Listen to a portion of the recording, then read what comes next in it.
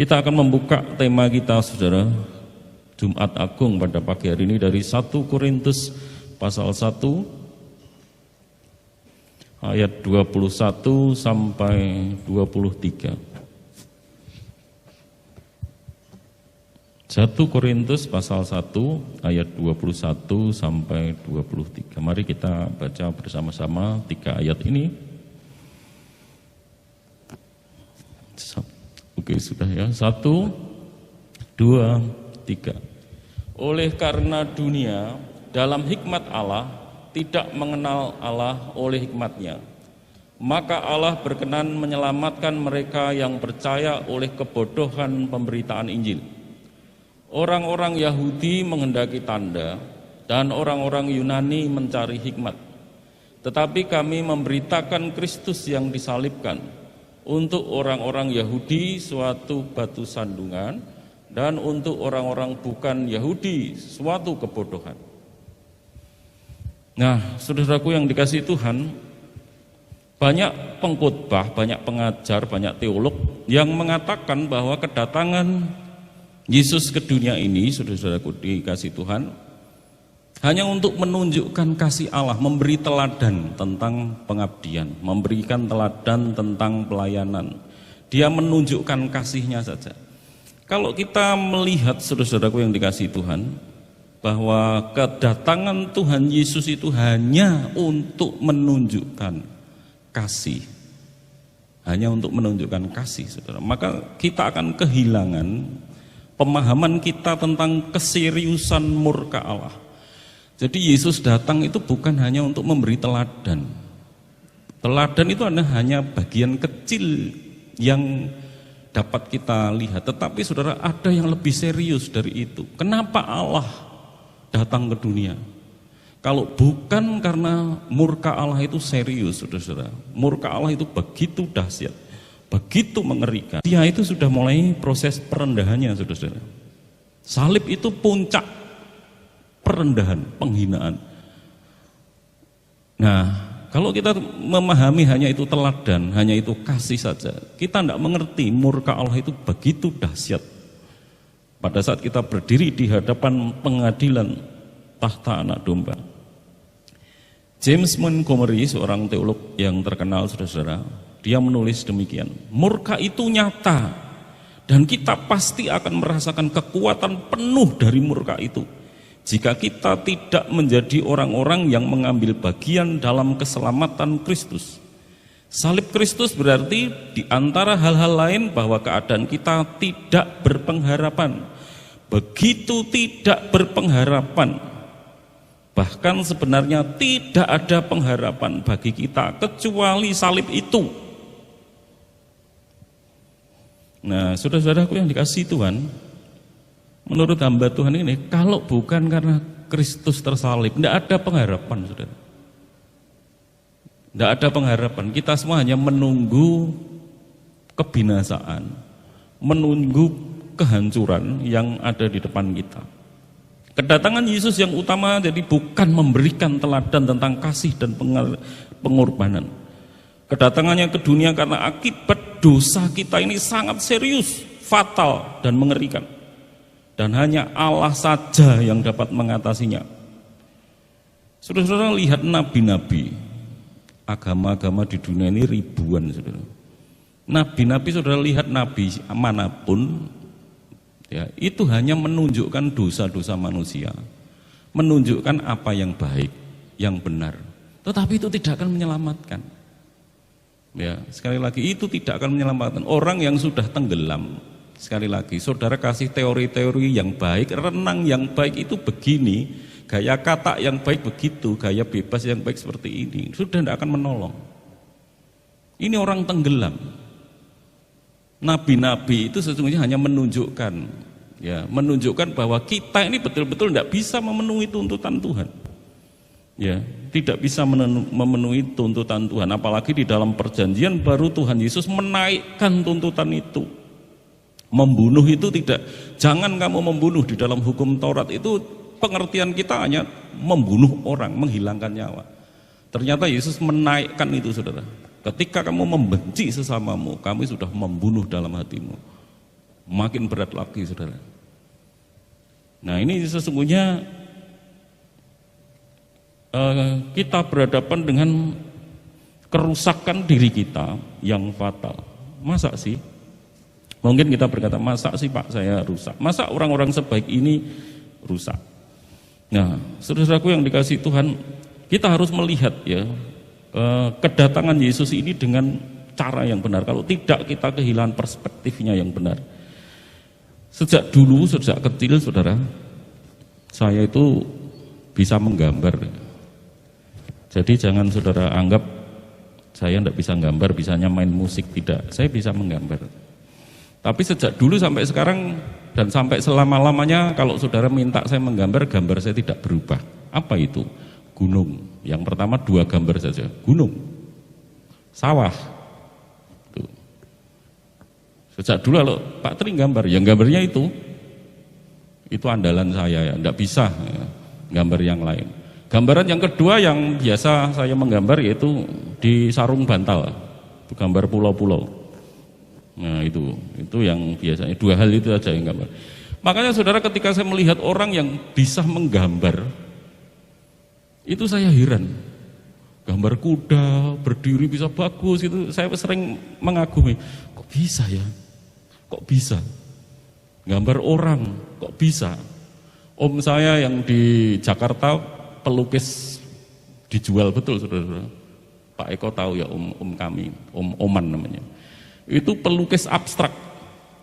Saya melihat lukisannya, opo neh to iki? Apike iki ning ndi? Coret-coret ngene iki warna-warni, tapi opo sih? Nggak ngerti, tapi itu bagus. Ketika dia melukis batik, bagus. Ya, makanya saya kadang-kadang heran, saudara. Nah, kita tidak akan pernah mengagumi karya Kristus kalau kita tidak memahami keseriusan dosa kita di hadapan Allah. Ya, kita tidak akan dapat memahami murka Allah. Makanya kalau kita tidak memahami ini ya kayak tadi saudara melihat lukisan, apa itu lukisan? Cuma begitu. Bukan cuma begitu, saudara. Lukisan itu sebenarnya rumit sekali. Ya, rumit sekali. Karya Kristus demikian, saudara. Mengapa dia datang? Ini bukan masalah teladan, bukan karena sekali lagi dia hanya mau menunjukkan kasihnya kepada kita. Bukan itu, serius kondisi kita. Ya, parah kondisi kita. Athanasius, Bapak Gereja, saudara-saudara, dia berjuang untuk menegaskan hal ini. Dia berkata, ditulis, hanya Yesus Kristus yang adalah Allah itu yang dapat menyelamatkan kita. Hanya Yesus Kristus yang Allah. Ini bukan lagi pekerjaan manusia. Menyelamatkan manusia itu bukan dilakukan manusia lagi, sudah tidak ada manusia. Nabi-nabi pun jatuh dalam dosa. Nabi Musa dihukum tidak boleh masuk tanah Kanaan, dihukum, saudara. Daud jatuh dalam dosa. Abraham, saudara tahu, menipu berapa kali, walaupun dia orang-orang hebat. Ya, tidak bisa lagi dilakukan manusia. Apalagi nabi-nabi terbaru ini, hanya nabi yang ngaku nabi itu sebetulnya hanya untuk menonjolkan dirinya, membuat pengaruh besar dan akhirnya menguntungkan dirinya jadi kaya raya, ya bisa mengambil banyak wanita dan sebagainya. Itu nabi-nabi yang sekarang. Nah, saudaraku, Athanasius pada waktu itu menghadapi isu yang berat, sebenarnya Injil Barnabas yang seringkali saudara-saudara sepupu kita mengatakan yang disalib itu bukan Yesus tapi Yudas. Itu sebenarnya isinya Injil Barnabas. Injil Barnabas itu memang sesungguhnya ini orang Kristen, tapi itu bukan Injil ya.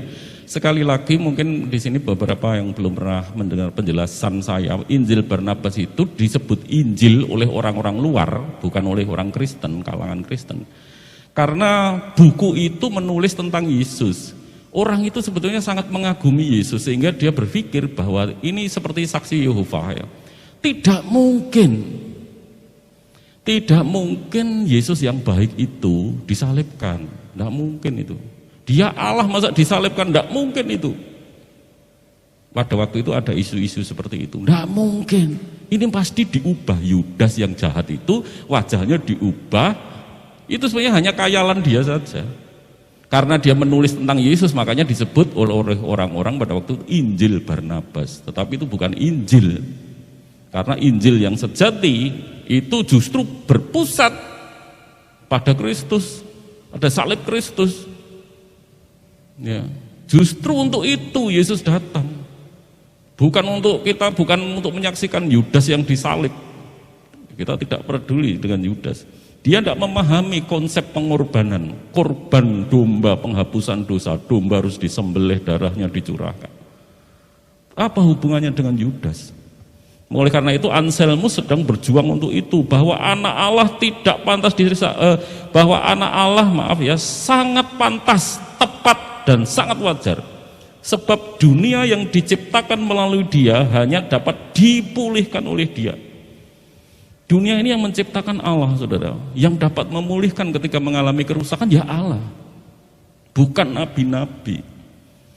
Oleh karena itu saya dan saudara bersyukur pagi ini saudara-saudara duduk di sini sebagai orang-orang pilihan, orang-orang percaya. Saudara bersyukur itu, kita bersyukur itu, saudara. Karena saudara termasuk orang-orang yang untuk itu, untuk saudara. Ya. Hari Rabu kemarin dalam khotbah saya bahas bahwa aku memberikan nyawaku untuk domba-dombaku. Ya, untuk domba-dombanya saja, yang bukan domba enggak, saudara, dibiarkan mereka berjuang dengan usahanya sendiri dan pasti gagal. Ya, jadi sekali lagi sebab dunia ini diciptakan melalui dia, hanya dapat dipulihkan oleh dia. Pemulihan ini tidak terjadi kecuali melalui salib, itu kata Anselmus. Nah, saudaraku yang dikasihi Tuhan, hanya Allah saja yang dapat menyelamatkan manusia dari dosa dan akibat-akibat dosa yang mengerikan.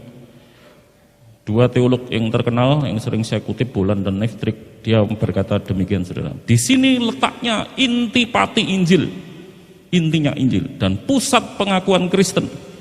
Itulah sebabnya harus ditekankan sekuat mungkin. Yesus Kristus telah disalibkan, ia telah mati dan ia telah dikuburkan. Di dalam pengakuan iman rasuli, disalibkan, mati, dikuburkan tidak dirangkum dalam satu kata.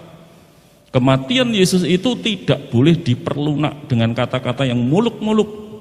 Kematiannya tidak boleh dilukiskan sebagai suatu wafat yang indah, meninggal dunia dengan tenang, sebagai pulang ke rahmat Allah.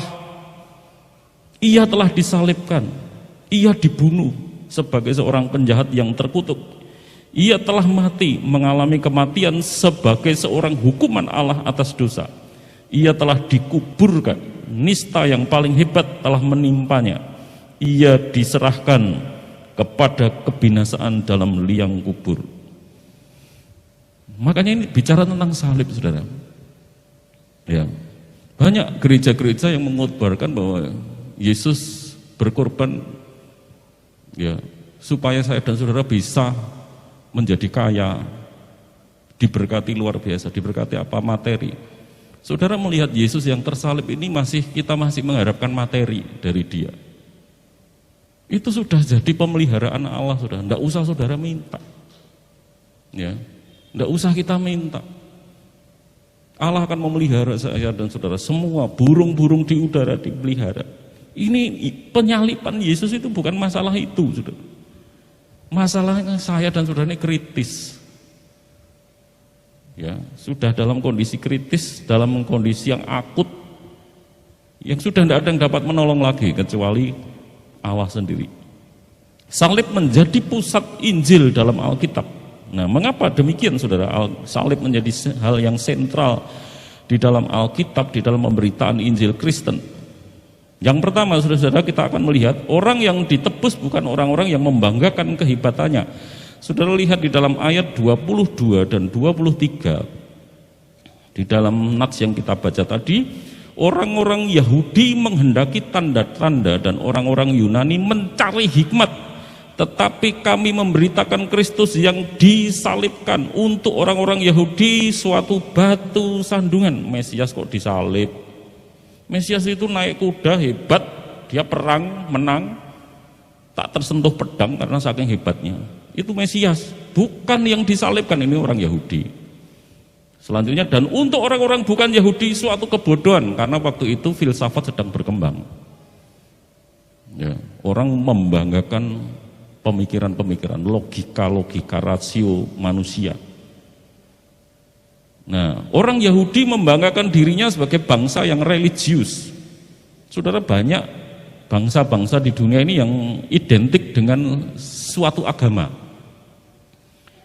Ya. Daerah ini, oh itu namanya Papua, oh itu Kristen. Medan, oh sebagian Kristen. Manado, oh sebagian Kristen.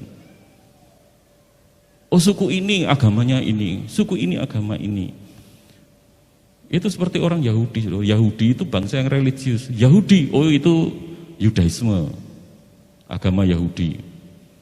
Nah kalau orang Yunani itu orang filsuf, orang cerdas-cerdas. Makanya disebut oleh Paulus, bagi orang bukan Yahudi, itu orang-orang Yunani dan lain-lain, itu Injil itu kebodohan. Salib, orang percaya orang yang disalib itu bodoh menurut filsafat. Nah, saudara-saudaraku, tetapi faktanya memang Injil itu, saudara, orang yang menerima Injil adalah orang-orang yang tidak membanggakan kehebatannya. Injil pertama, saudara, gereja pertama itu yang diutus oleh Yesus memberitakan Injil 12 murid. Siapakah 12 murid itu? Yohanes adalah nelayan, wong golek iwak kerjaannya. Andreas nelayan, Petrus nelayan. Ini guru nelayan, bukan filsuf, bukan imam besar, bukan orang-orang Farisi yang hebat, yang agamis, tokoh agama. Enggak. Yang dipakai memang dunia selalu ditantang. Allah memakai orang-orang yang menurut dunia bodoh. Maukah saya dan saudara mempercayai dia? Maukah kita merendahkan diri di hadapan? Karena manusia tidak diselamatkan dengan kepintarannya, saudara. Tidak bisa dengan kepintarannya. Ya, tidak bisa dengan kepintarannya. Orang pintar bisa bikin bom malah untuk membunuh. Orang punya duit beli senjata, kemarin di Amerika malah untuk nembaki orang. Ya. Nah, saudaraku yang dikasihi Tuhan, orang bisa nuklir, bikin bom atom, wow, itu hebat. Untuk membunuh, ngebom atom Hiroshima, Nagasaki. Berapa ratus ribu orang langsung mati. Itu kepintaran manusia. Saudara lihat apa yang dihasilkan dari kepintaran manusia, kejahatan. Bolan dan Neftrik lagi menulis demikian, saudara. Percaya berbeda juga dengan apa yang disebut kebajikan dan kebaikan. Dengan apa yang disebut kesusilaan ataupun ajaran hidup. Pada dasarnya itu pun semuanya harus dinamakan kepercayaan kepada diri sendiri. Jadi kalau orang mau selamat karena perbuatan baik itu disebut oleh Neftrik ini, saudara, orang yang percaya pada dirinya sendiri, bukan pada Tuhan. Ya, makanya sayangnya, saudara, apakah ini di luar kekristenan? Tidak. Banyak gereja-gereja yang mengajarkan, saudara, kalau tidak seperti ini, tidak seperti itu, kamu tidak selamat. Nah, ini podo, gereja sedang mendidik jemaatnya untuk percaya pada kebaikan dirinya sendiri. Tidak cocok, saudara. Padahal selamat itu oleh karena apa? Anugerah Tuhan, pure, tidak ada peran saudara sama sekali. Lalu di manakah peran perbuatan baik? Ya, sekali lagi sudah saya singgung, saudara-saudara. Perbuatan baik bukan dalam rangka kita supaya diselamatkan. Kalau ada orang yang mengajarkan, gereja yang mengajarkan demikian, ya banyak loh, saudara. Karena nanti kalau saudara nanti belajar teologi, ada Calvinisme, ada Arminianisme. Yang Arminianisme itu mengajarkan Injil plus, itu isu di dalam kitab Galatia. Kamu dapat diselamatkan kalau percaya Yesus plus disunat. Masih ada tindakan-tindakan yang harus diambil. Plus Injil plus. Banyak gereja yang mengajarkan gitu. Dan itu tidak benar. Separuh benar. Percayanya benar. Plusnya ini yang enggak benar. Perbuatan baik adalah, saudara-saudaraku, terjadi sebagai hasil dari kehadiran Roh Allah dalam hidup saudara. Sehingga disebut buah roh. Ini bukan karena saudara hebat, saya dan saudara hebat, tetapi sebagai tanda bahwa roh Allah ada di dalam diri saudara. Dia memberi kekuatan untuk melakukan perbuatan-perbuatan baik. Ya, bukan dalam rangka supaya diselamatkan. Sebab itu percaya berarti juga mengaku dan memberi kesaksian. Makanya Yesus berkata, karena itu pergilah, jadilah saksiku sampai ke ujung bumi.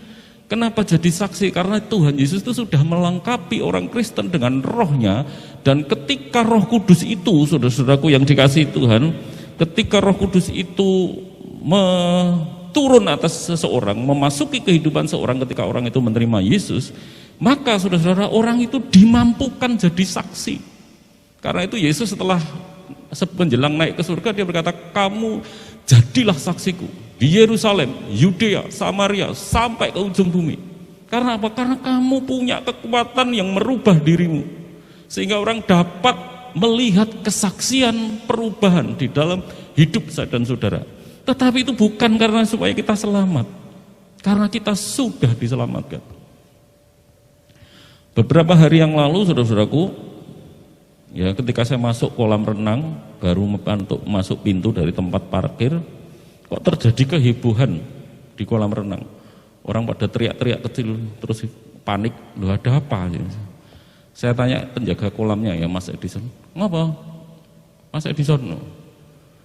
Nah ternyata saudara ada ular yang berenang.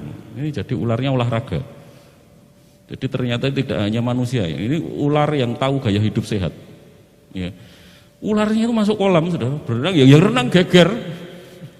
Padahal menurut saya itu ular air. Ular air itu tidak ada bisanya, ya. Tapi kan ya namanya ular, ya. Jadi ya orang panik dan ketakutan, saudara-saudara. Itu gambaran kolam, itu gambaran hati kita, saudara-saudara. Kelihatannya kolamnya jernih, tenang, aman, baik. Tapi ada ularnya.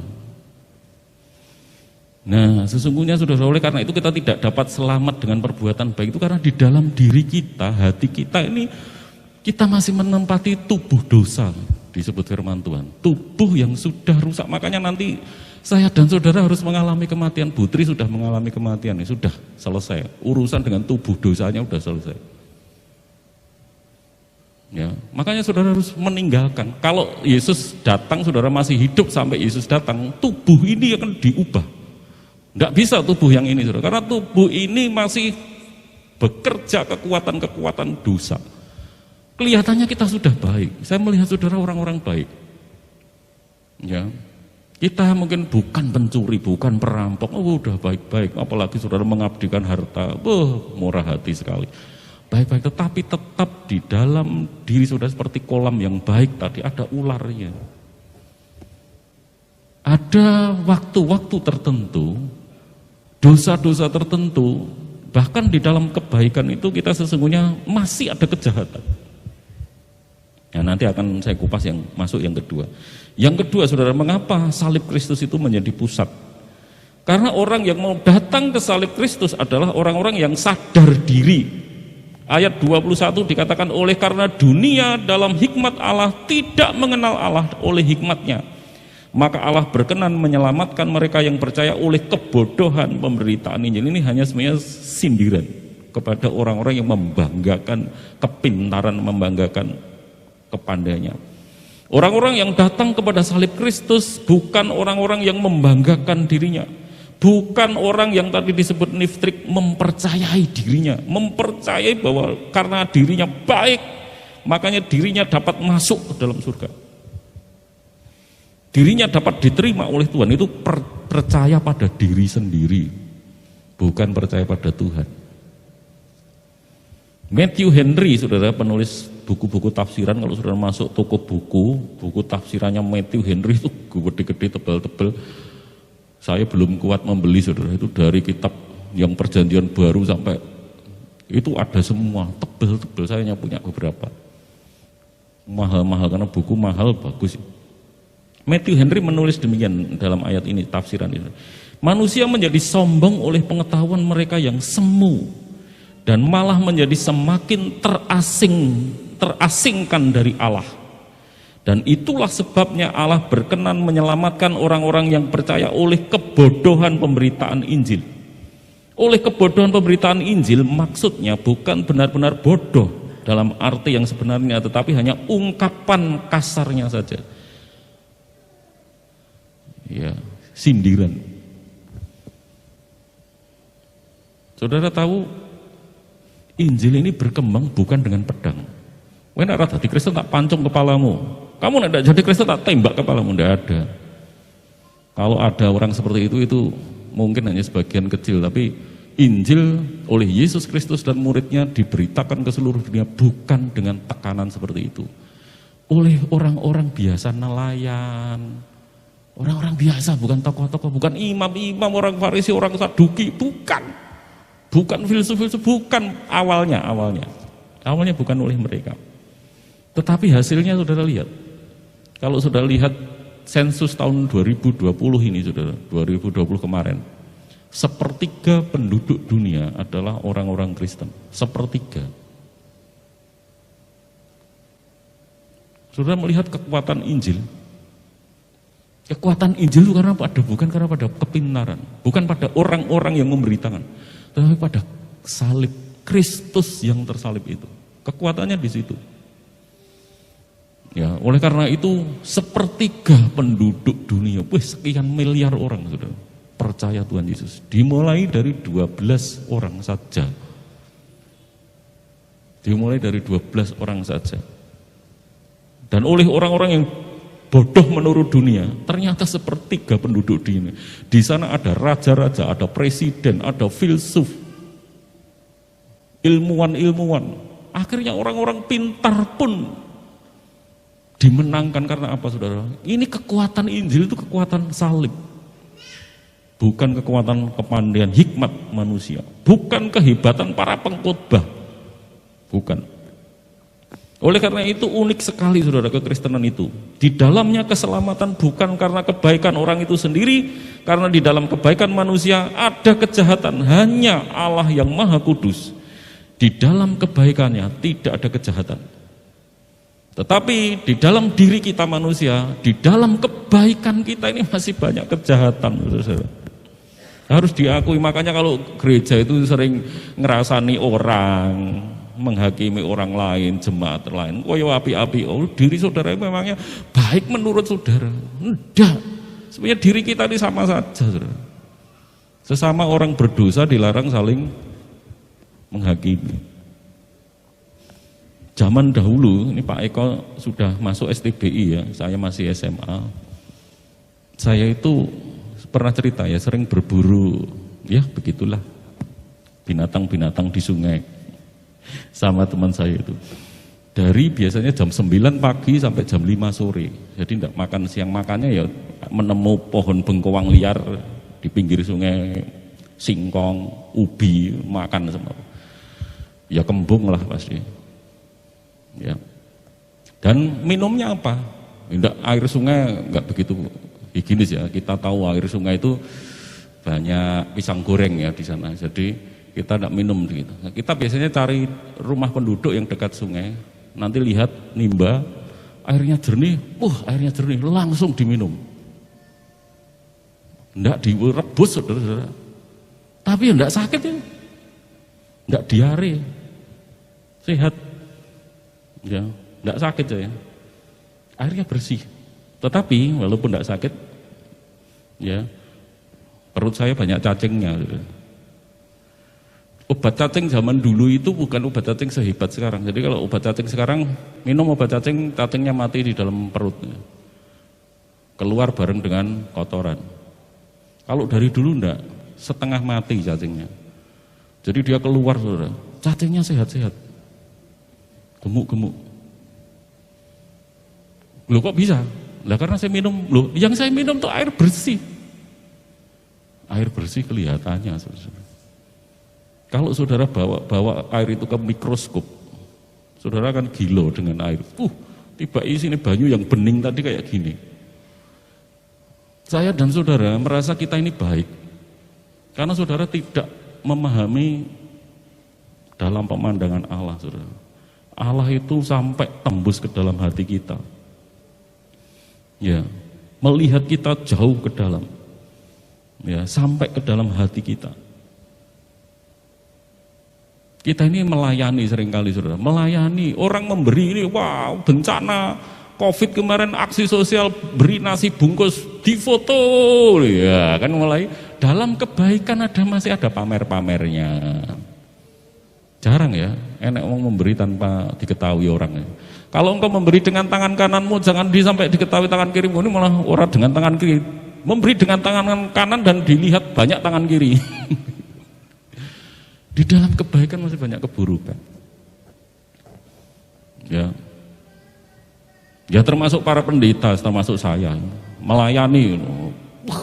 Bagaimana ya saya supaya pelayanannya dapat dipuji orang? Di dalam kebaikan masih ada keburukan, saudara-saudara. Masih banyak keburukan-keburukan. Nah, oleh karena itu saya sendiri tidak berharap dari perbuatan baik saya. Saya hanya berharap pada Yesus yang tersalib itu. Dan bersyukur pada pagi hari ini saudara-saudara, saudara yang datang, saudara akan menerima perjamuan kudus. Sekali lagi saudara, orang yang ikut perjamuan kudus itu sesungguhnya itu ada di dalam rancangan Tuhan. Jadi kalau saudara datang itu karena Tuhan merencanakan saudara dihadirkan pada hari ini. 12 murid Yesus itu sudah dihadirkan semua. Tetapi ada satu yang segera meninggalkan sebelum perjamuan selesai. Siapa? Yudas Iskariot. Itu pun sudah di dalam rancangan Tuhan. Makanya saudara-saudara menerima perjamuan kudus itu pentingnya apa? Pentingnya adalah saudara, Tuhan hari ini, jam ini akan menyatakan kepada saudara bahwa saudara adalah orang-orang pilihannya. Dia mati untuk domba-dombanya, untuk saudara. Oleh karena itu terimalah dengan sukacita sambil saudara bersyukur. Ya, sambil saudara bersyukur bahwa saudara adalah orang yang dipilih bukan karena saudara percaya. Sejak sebelum saudara percaya, sebelum saudara ada, Tuhan sudah menetapkan saudara, memilih saudara untuk diselamatkan. Sehingga kita berkata, siapakah aku ini Tuhan? Kenapa kami? Tidak ada, Tuhan hanya tersenyum saja. Bersyukurlah saudara, oleh karena itu anugerah yang begitu hebat, begitu dahsyat, syukurilah. Pertahankan iman saudara, karena di luar Kristus saudara hanya akan menemui kebinasaan kekal. Di dalam Kristus saudara akan melihat keselamatan, kemuliaan yang sebentar lagi kita semua akan memasuki saudara. Satu demi satu, Putri baru saja memasuki. Ya, dia sudah memasuki kemuliaan. Itu keindahan yang luar biasa. Ya.